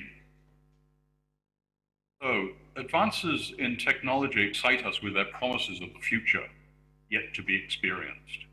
Designers delight in the opportunities they unlock through their creative contributions. It's always a pleasure to listen to these dimensions, see the works, and I'm very pleased to see that some of the ideas we're exploring so far today are ideas in common. Let me start with the word design and its related words. They're widely used to denote the composition of elements and arrangement of outcomes. So we hear, for example, in management and in industry, such phrases as designing the process optimally or software architectures. Obviously, these uses of the word are applied with different conceptions and different intentions, and yet we must acknowledge that they have a common meaning. Let me state what I call design. Designers conjecture a better future, test these propositions, and then work out how to realize them. So I'll come back to this later. Here in Sustek, we're starting a new school of design in a University of Science and Technology. I have from the start engaged with the question about how do you position design with science and technology? And how do I explain design to scientists? There are many speakers on the program across this 4 sessions of the conference who are working on similar contexts, but I hope to contribute some of my own thoughts into this discussion. Science aspires to give us reliable facts, but of course these facts are subject to change when we know more. Technology enacts science. Science, design, technology, they're symbiotic. Both design and technology build from science. So I'll focus on science for a moment as it helps to clarify some of the underlying tensions and potentials when we consider how design contributes. Many people have spoken about the links and differences of these fields. Scientists, such as the one you see here, Julian Voss-Andrea, who have expounded on the inspirations they've gained from the arts and how they use the arts to communicate their science. Others draw attention to the distance between these disciplinary groups, and they talk about how we should bridge them. And across the world, there are fights about funding, whether STEM should get funding or whether indeed funding should be different. So there are others who are advocating bringing them together to create the world of STEAM. Now we want to recognize that art has a structural role. Design bridges across these two. It's a dangerous position to be in, as you can see in the picture, and yet we must be a bridge. Many disciplines have now recognized that design is indeed a distinct way of approaching inquiry and research. and popularized by such phrases as design thinking. Now, of course, the scientist relies on design to conduct their work. The functionality of their machines, their equipment, their safety gear, their laboratories, they all reflect design. And yet every scientist would be happy to tell you when those designs are inadequate. It's through design that we, humans, have refashioned ourselves, we've tamed nature, and we've developed along a path that has contributed to a reasonable quality of life for a large number of people. Herbert Simon suggested in 1969 that design is a subset of science. His positive position was that design could be conceived as a solution-seeking process. There's no fixed answer. Several models have been proposed ever since to help this conversation. Others have contributed and argued that indeed we should regard science as a subset of design. That the first, design is, science is differentiation, and engineering, the realm of composition, and design of conceptualization. So design, when it works, is transformative. Consider the well-known story of OXO. In 1990, Sam Faber observes his wife Betsy struggling to use a vegetable peeler with her arthritic hands. 30 years later, OXO devices are widely used, including those such as by myself, who are lucky not to suffer from any of these infirmities, but who appreciate the convenience of improved proportions and selective use of thermoplastic rubber in some products. Also because the subtle attention to user experience, such as measuring jugs, that you can easily monitor while you fill them. So with that first step of a handle to grip, Faber rethought kitchen experience for safety, for ease of use. And from that ethos, as it has evolved, it has come to articulate a much wider rethinking of experiences from newborns, from babies to elderly. And yet, it's less clear how design can transform the power of science into daily experience for a consumer. So let's illustrate this with another example. Novo Nordisk is a major supplier of insulin for the management of diabetes. Starting in 1920, the company has innovated the production of insulin and its use and developed a chemistry that has adapted insulin to different needs of different users, making it slower or faster acting. The major design intervention came in the 1990s with the Novolet insulin pens that enabled the user to better control dosage and simplified the injection. So the Inolet system addressed the needs of users with poor vision and dexterity, and the Flex pen provided a pre-filled, easy-to-use pen for other people. The devices now are available for young and old, giving them each means to control the dosage and inject easily when they need it, where they need it, without great embarrassment. But design goes further than this. I take a wider view. As I suggested earlier, I think that design is the human experience of intentional conjecturing alternative futures, and then exploring the implications and consequences in the realization of these futures. In this process, design therefore includes bridging the gap between what is and what might be. In conceptualizing and then realizing, we use many techniques and many media. Not everything a designer does can be held in the hand or shown in a photograph. So when we think of a new toothbrush or a new building, it's no different to the urban planner crafting a new policy for a city. Whether we write words or draw lines, the act is the same. We're designing. We engage in a purposeful activity over a period of time to conceive of another future, and then we work, bring it about. So indeed, for many designers, such as the architect Carlos Scarpa, writing precedes or accompanies their drawing. Indeed, mathematics offers a means to model a design concept, just as we've begun to see in parametric design. Our world is increasingly driven by scientific advances and technological implementations. Design, therefore, has a privileged role in contemporary society.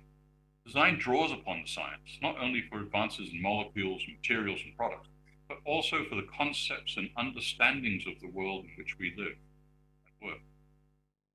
My position is that design is an essential medium of exploration for articulating possible futures that do not exist, and then working with science and technology to discover how to realize this alternative. And thus, the relationship is symbiotic. It's not simply reprocessing and converting science into society.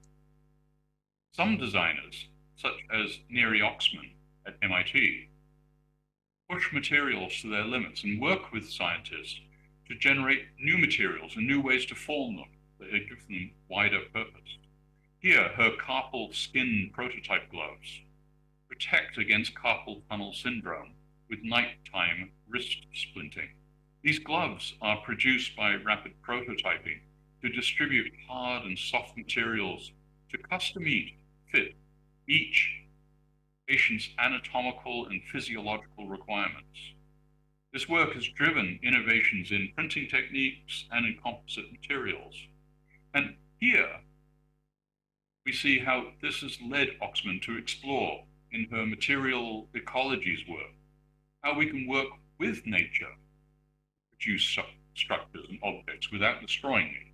So here in this example, she's using structures made by silkworms as they spin the silk, so we don't have to kill them in order to extract the silk, and they create this dome.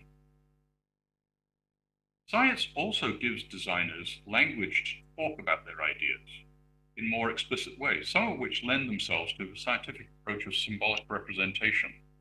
So, for example, society is complex. It cannot be described as a system. It cannot be described as a system of systems. The society in its complexity is many overlapping systems, interrelated systems. It is responsive, it's adaptive. So we have the science of complex adaptive systems. It gives us the language with which to explore this. What does this mean for designers? Well, one is that designers cannot conceive of things as a singular chain of decision-making, such as defining a problem, finding a solution, making a product. Second is that design is engaged in what we know as wicked problems. It's a much used phrase, often misinterpreted to mean big, complex problems. In its original formulation, wicked problems means class of issues that cannot be fully defined before we intervene. And when we do intervene, we have redefined context and therefore redefined the problem. So much of the thinking about complex adaptive systems in design has developed at the urban scale. It's applicable also at service design, in product design, in experience design. The healthcare profession has also adopted it to understand patient experience. What's essential to recognize here is that these systems are open, they're adaptive, and they rely on feedback to adapt. In that way, they are not closed systems. Implicit in this description is the recognition that when we intervene, by making a proposition, the situation changes because it now includes our intervention, and that our intervention may have other consequences. So, for example, you might consider Brace's paradox and Nash's equilibrium. When traffic is slow between 2 points, traffic engineers tell us to add more connections. Thus, we build additional roads through cities. That's Nash's equilibrium. The theory of Nash's equilibrium suggests that traffic will benefit as traffic redistributes itself. What Brace showed was the extra connection can actually slow down the traffic. Well, so much for theory. The real-life application of this was seen in Seoul, South Korea, where the river was turned into a motorway by 1976. In 2003, the Cheongye-cheong Restoration Project removed this motorway, and the traffic flowed faster without the motorway. Better yet, The natural ecosystem of a river was restored. Nature gained, people gained. The translation of science and technology into society is also informed by design, by the disciplines of the humanities, social sciences, and the fine arts. The adoption of new ideas, new approaches, new substances are all facilitated when the cultural and societal context is appreciated. Rejections of medicine or the quick uptake of new energy sources are cultural phenomena more than they are technological or scientific ones. If we can make these desirable, we can achieve them. Designers participate in this process in a key manner. Good design anticipates and negotiates whether the design is executed through words, such as a well-crafted policy, or such as using particular utensils or experiences, such as rethought, patient-focused medical care. Design builds from technology, but relies on the arts and the humanities to bring perspective and insights. We cannot have a discussion about design and technology in 2021, as the previous speaker identified, without returning to the topic of unintended consequences. The mass production and dissemination of fossil fuels some 300 years ago was a threshold moment that precipitated a significant acceleration of discovery, of production, of science and technology. Once energy became location independent and commodified, it could be delivered where it was most productive, such as in cities, in laboratories, in factories, and the nature of society and of life changed. We gained control over time. We control what we do, where we do it, One outcome of this was that mass education became possible as workforce demands changed and child labor ended. With reliable long-distance transportation, scalable production of materials, devices, books, and many other tools of living and thinking, an enormous acceleration of knowledge ensued. Discoveries across the world were enabled, they were communicated, knowledge consolidated and built upon. Yet here we are, in a period where gales, fires, floods abound, storms, both hot and cold, ravage the planet. Discoveries are made, technologies are developed, products delivered. Each in their part contributed to this situation, fueled by the economic paradigm of the growth imperative. In part, causality of simple systems led us to being blind to the complexity and interconnected systems with which natural systems operate. We cannot conceive of what we do as designers within a model of simple systems, nor can we conceive of designing in that way. It's inadequate to conceive of designing as a series of phases where we move from ideation to refinement to realization in a linear manner.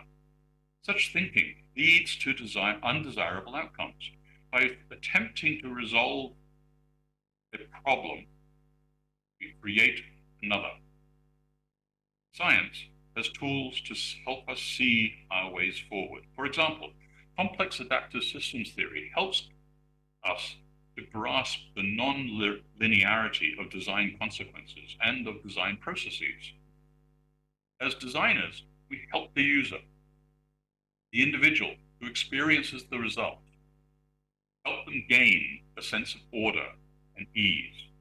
Complex adaptive systems rely on feedback. Designers need feedback.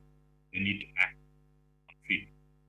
So, if design is the enabler for science and technology, then we carry a significant responsibility. But we must be optimistic because in assuming this responsibility, we offer unique value. With our position bridging the humanities and science, we are able to realize a natural systems-focused design process and outcomes.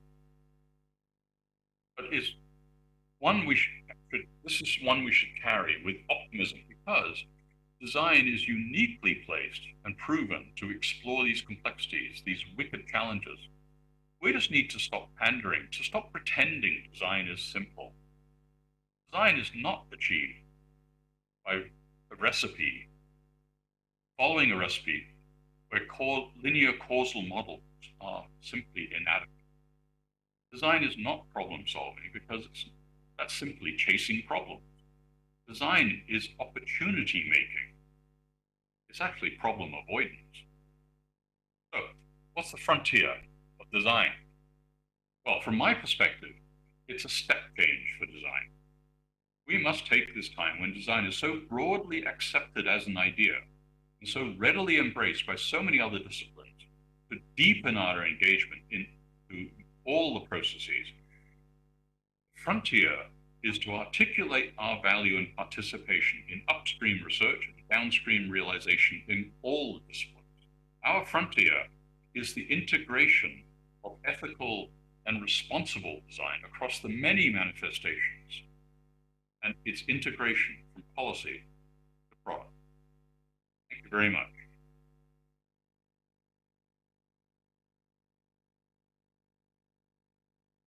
Thank you. Thank you, Tom. We have many questions. I think some of them raised from my colleagues. It's related to the Chinese university. So one question is, you visited many Chinese universities. Do you think there are something new in China's design education and design research? Yes, China is uniquely placed to lead a very different conversation in design. China has a deep commitment to the responsibilities and potentials in an environment. And therefore, schools of design in China have a policy context in which they are teaching and researching, which is distinctive. Second is, here in Shenzhen in particular, we have a unique opportunity because we are in the center of production for the world. And Shenzhen is the place that employs most of the designers in the world. So here in China, we have the opportunity to change both the education, but also through the education, to change the outcomes and patterns of use of design in all dimensions of it. So I think China is uniquely placed. Okay. Another question is about the keywords you mentioned, complexity. I think complexity is key when we talk about today's design, especially related to sustainability, the big design area. But how to learn, how to teach, because there's no such courses in today's syllabus or curriculum in most of the universities. How can we teach our students to master the complexity? Great question. Yes. One of the great challenges of teaching is that we have to discover. That's why teaching and research are so importantly interlinked. We have to do the research to try to work out how to teach complexities. Now, there are courses around in design schools in the world which are addressing complexity and exposing the students to the thinking of it. But in all fields, not just design, complexity theory is a major challenge. We have to make sure we don't scare people off by saying it's complex, but then they say, well, I won't deal with it. No, we have to help them understand that the world in which they're operating, the designing that they're doing, is interconnected, and they can begin to explore the levels of interconnection. They'll begin to develop tools for themselves which help them see where the interconnections are important, and therefore where the value of complexity can be realized. The first step is to get away from simple linear models of design and to stop teaching those, because they are encouraging people to think about simple one-level causality. Let's start talking about how our design outcomes work within the context, the society in which they're introduced, and begin to understand the complexity of their use and then work backwards. That might be one way to start. Okay, our last question is about how to organize a team, especially when we want to focus in the area of design. So in a research team where students are from different backgrounds, they might draw a line between different disciplines. So how to lead them to co-creation? As co-creation is very close to my heart. It's an area in which I've been working for many decades. And much of my work has to do with collaboration, cooperation, co-creation. One of the ways in which I've contributed to that is to distinguish between collaboration, cooperation, and coordination. There are different levels of engagement and risk. If you are collaborating with me, you are assuming my risk. I am assuming your risk. If we are cooperating, I keep my risk to myself. You keep your risk. If we are coordinating, we actually don't even care about each other's risk. Now, if you're in a team, you need first to work out what kind of engagement you're working on. We talk about collaboration all the time because it's just the word we use, but often we're not collaborating. So you can co-design by simply coordinating. I'll do my bit, you do your bit, and by bit, we'll work together. Or we can collaborate where we actually engage equally and contribute equally. So going back to the idea of a team, if we come in with different areas of knowledge, we have to respect the value of that knowledge, but also how it can be applied to design. How can a historian help me design? Well, a historian can help me design by giving me perspective, for example.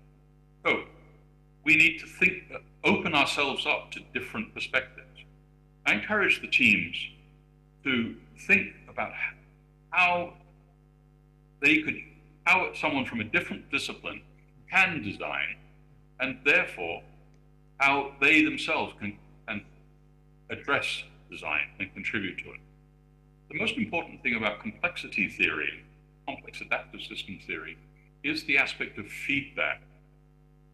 And I bring that back into this conversation. If you want to co-design, listen to the feedback and contribute so that it invites feedback. So your contribution allows others to feed. And that feedback will be the most important part of the collaboration, of the cooperation, of the co-designing. Therefore, in a team, allow people to step out of their box. Allow people to stop being the label they came in with, and help them engage in providing the feedback. Okay, so feedback is the most important thing in a team. Okay, so thank you, Tom. Thank you, Prof. Kevin. Hope you enjoy your life in China, in Southern University of Technology and Design. So see you soon. Bye-bye. Bye, thank you very, very much. Well, everyone, that wraps up our morning session. On behalf of the organizer of ICTD 2021, thank you all for making your time in your busy schedules to join us here in this morning.